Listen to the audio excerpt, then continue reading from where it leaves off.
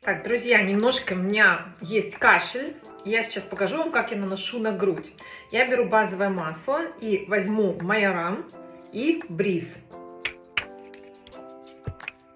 Капаю буквально 2 капельки бриза и капельку майоран.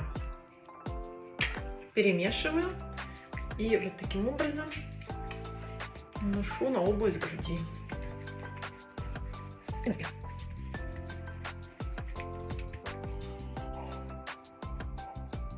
Вот так легко и просто.